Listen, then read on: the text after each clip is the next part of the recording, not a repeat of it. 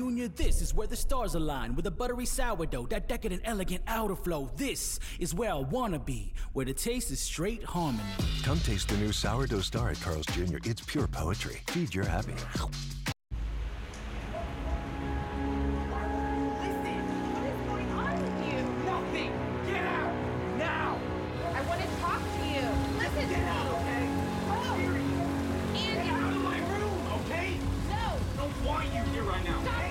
Get out! Listen to me. Get out of my room! Nicotine's a neurotoxin that can escalate teen mood swings.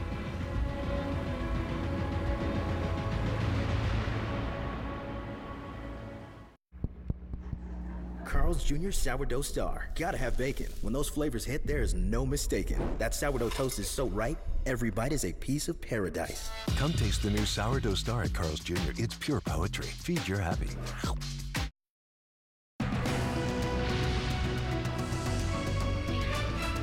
Now at 6, the nation's capital brought to a standstill by a tense, hours-long standoff. What we're learning tonight about the man accused of threatening to detonate a bomb. A new battle for Britney Spears, why the pop star is now the subject of a criminal investigation, and what she is saying about the allegations. And request denied, a legal victory for Trevor Bauer, and why the embattled Dodgers star may not be out of trouble just yet. Now on the news at 6. Good evening, I'm Micah Ullman. And I'm Cher Calvin. A man is in custody tonight after parking a truck near the U.S. Capitol and telling authorities that he had explosives. Nearby buildings were evacuated due to the bomb threat that resulted in an hours-long standoff. Chris Wolf in the newsroom with new information about the suspect, his motive, and his social media plea to President Biden. Chris. Mike and Cher, the suspect's name is Floyd Ray Roseberry. He surrendered after holding police at bay for several hours, claiming he had a bomb in his truck.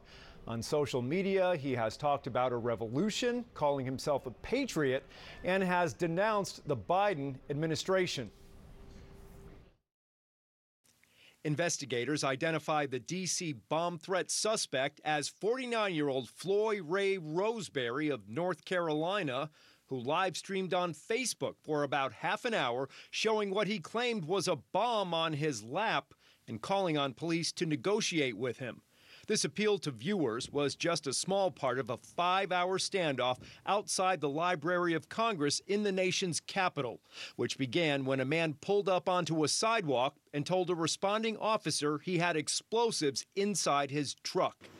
Bomb squads and crisis negotiators were on scene the whole time. Nearby Capitol office buildings were evacuated. Both the House and the Senate are on recess, meaning most lawmakers are in their home states. However, staffers and Library of Congress employees were in their offices, prompting the evacuations. Officers also knocked on doors, warning nearby residents.